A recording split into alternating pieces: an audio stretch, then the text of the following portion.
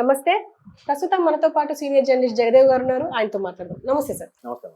Sir, Jagan పైన దాడి జరిగిన విషయం మనకు తెలిసిందే. అయితే ఆయన పైన దాడి చేసిన వాళ్ళలో కొంతమందిని పట్టుకున్నారు. అందులో విచారిస్తే ఒక అతను చెప్పింది ఏంటంటే, నాకు డబ్బులతో పాటు మందు బాటిల్ ఇస్తాన్నారు, మందు బాటిల్ ఇచ్చి డబ్బులు ఇవ్వలేదు అని చెప్పేసి విచారణలో తెలియదు అని చెప్పి పోలీసులు స్టేట్మెంట్ ఇచ్చారు. అది వార్తల్లో వస్తుంది, ఇప్పుడు వైరల్ అవుతుంది.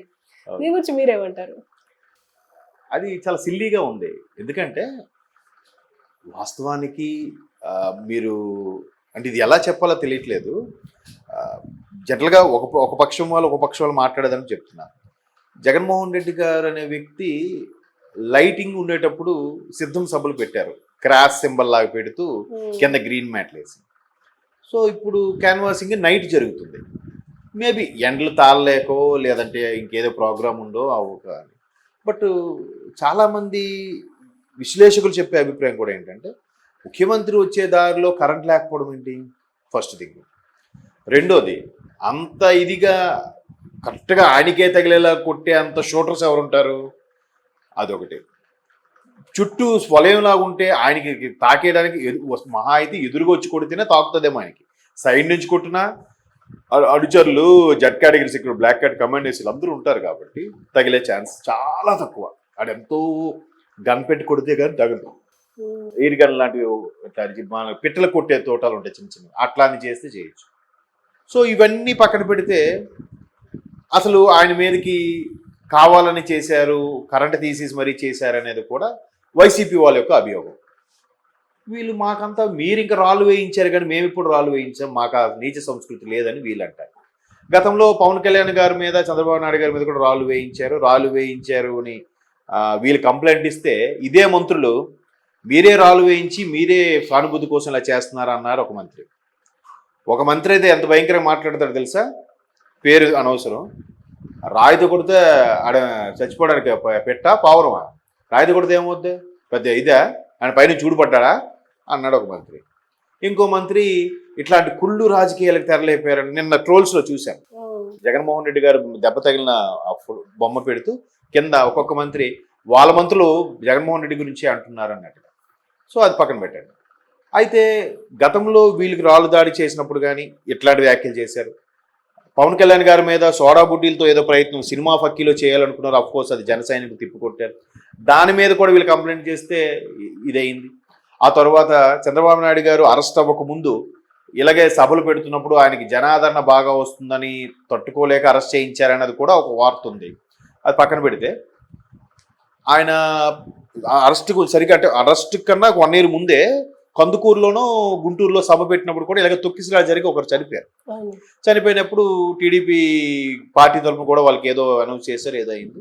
ఆ తర్వాత నుంచి వాళ్ళకి సభలు ఇవ్వడానికి పర్మిషన్ ఇవ్వాలి. ఎందుకంటే మీరు సభలు పెట్టుకుంటుంటే శాంతి భద్రతల సమస్య వస్తుంది, ప్రజలు చచ్చిపోతున్నారు, అందుకే సభలకు పర్మిషన్ ఇవ్వాలి. మరి అలాగే ఇవ్వలేదు అనుకుంటే మీరు పాదయాత్రే చేయలేరు కదా అంటారు టీడీపీ వాళ్ళు. అంతే కదా, నిజంగా టీడీపీ ప్రభుత్వం ఉన్నప్పుడు ఈయన పాదయాత్ర చేశాడు, ఇంటింటికి తిరిగాడు. మరి అదే నిర్ణయం వాళ్ళు అప్పుడు తీసుకుంటే ఈయన తిరిగేవాడా, ఈ తిరిగినిచ్చేవారు కాదు కదా. అదే ఒకసారి వాళ్ళు ఆలోచించుకోవాలి. సో ఇట్లాగా అన్నీ జరిగినప్పుడు వీళ్ళ మీద రాళ్ళు దాడి చేసి వాళ్ళే చేయించారని ఎట్టకేలకు రాయి దాడి చేసిన వాడు దొరికాడు. అఫ్కోర్స్ పోలీసులు తలుచుకుంటే, ఇంటెలిజెన్స్ వింగ్ తలుచుకుంటే 24 hours ఎటువంటి కేసునైనా సాల్వ్ చేసే దమ్ము, కెపాసిటీ ఉన్న ఆఫీసర్స్ మన దగ్గర చాలామంది ఉన్నారు. వాస్తవానికి కూడా వాళ్ళ వింగ్ అలాగే ఉంటారు, తెలిసిపోతుంటారు. బట్ పట్టుకున్నారు కానీ, నిన్నటికి పట్టుకున్నారు కానీ ఎందుకో ఆ వ్యవహారాలు బయటికి తీసుకురావలే. వాళ్ళు దాచిపెట్టారని కూడా కొన్ని వార్తలు వచ్చాయి. అందులో ఒక రౌడీ షీటర్ కూడా ఉన్నాడు, దొరికిన వాళ్ళు 3 దొరికితే. అంటే ఇది ఒక కథనం, ఇందులో వాస్తవం ఎంత కూడా తెలియదు. ఫైనల్గా ఏమైందంటే అది మీరు అన్నట్టుగా ఎవడో ఒకడు రాయి ఇచ్చి కొట్టాడు. ఆ రాయి కూడా ఎలా అంటే జనరల్గా మందు, బిర్యానీ ప్యాకెట్ ఇస్తారు, దాంతోపాటు డబ్బులు ఇస్తారు. కొంతమంది అదే చెప్పాను కదా ఇందాక మీకు, ఇంతకుముందు డిస్కషన్ ఒకసారి చెప్పాను. వాడు ఒక ₹1,00,000 పంచమని ఇస్తే వాడు ఒక 10,000 20,000 ఉంచుకొని 80,000 కిందోడికి ఇస్తాడు. ఈ 80,000లో ఈడు మళ్ళీ 10,000 ఉంచుకొని కిందోడికి 70,000 ఇస్తాడు. ఆ 70,000 ఇంకొక 5,000 ఉంచుకొని ఆడు 65,000 ఇస్తాడు. ఇలాగ ఒక్కొక్కసారి కింద స్థాయి వెళ్ళోడికి ఎవరే ఒక్కొక్కడికి 500 ఇవ్వమని చెప్పారనుకోండి, 500 బాటిల్ బాగా ఎక్కువ కదా. సరే బాటిల్ 200 పోతే 300 ఇస్తాను రా, బాటిల్ 300 మొత్తం మీద 500 రా అనేది చేస్తాను. అంటే పైన ఇమ్మంది మాత్రం 500 ఒక బాటిల్, వీడేం చేస్తాడు 500 కుదించేస్తాడు, మళ్ళీ ఇది మిగిల్చుకుంటాడు. అలాగే మిగిల్చుకునే టైంలో కొంతమంది ఇస్తారు, కొంతమంది ఇవ్వరు. అలాగే ఇప్పుడు ఎవడో ఫుల్ తాగేసి ఎక్కేసినాడు ఇట్లా రివర్స్ అవుతుంటారు. ఆడు తాగేస్తే ఇంకా కొన్నంత ధైర్యం వచ్చేస్తుంది ఆడికి. ఒరే ముఖ్యమంత్రితో పెట్టుకుంటున్నావురా బాబు, పోలీసుతో పెట్టుకుంటాను స్పృహ కూడా ఆడికి ఉండదు. ఉన్నా కూడా నన్ను కొట్టేవాడు నేనే హీరో అన్నట్టు ఫీల్ అవుతాడు తాగినాడు. సో అట్లాగే ఎవరో చేశారని. ఇవన్నీ పక్కన పెడితే నిజంగా రాయి తగిలితే, ఎంత చిన్న రాయి అయినా గట్టిగా తగిలితే ఆ ప్లేస్లో బొప్పి కడుతుంది. మనం బొప్పి కట్టిన సిచ్యువేషన్ ఎక్కడా చూడలేదు, కేవలం గీరుకుపోయిన సిచ్యువేషన్స్ ఉన్నాయి.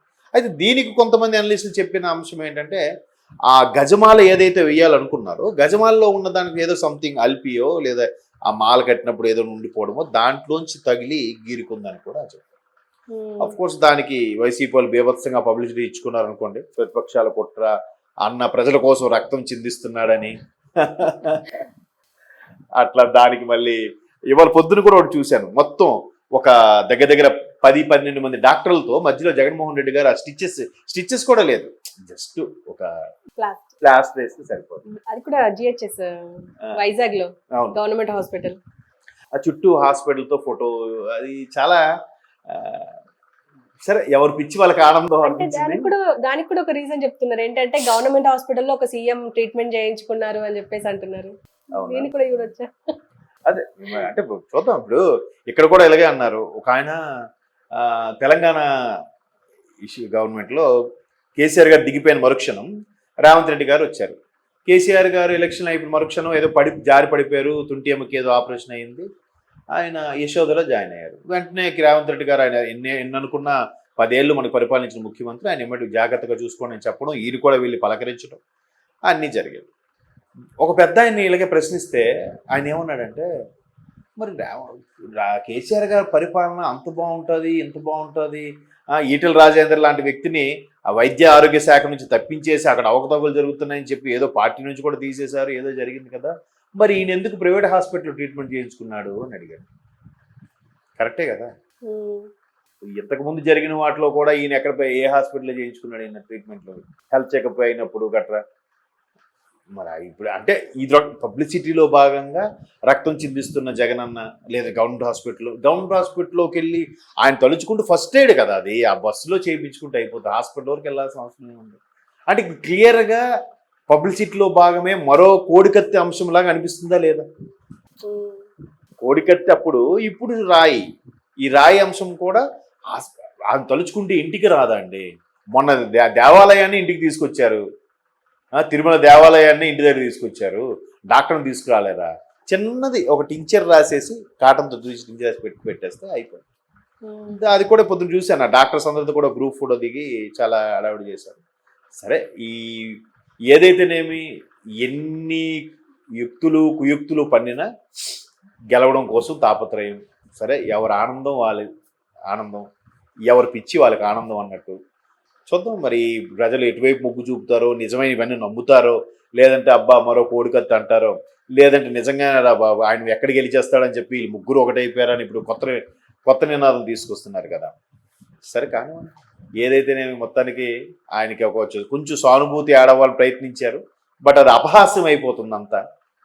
మరి అది ఎంతవరకు పొలిటికల్ మైలేజ్గా యూజ్ అవుద్దో చూద్దాం. Okay sir, thank you.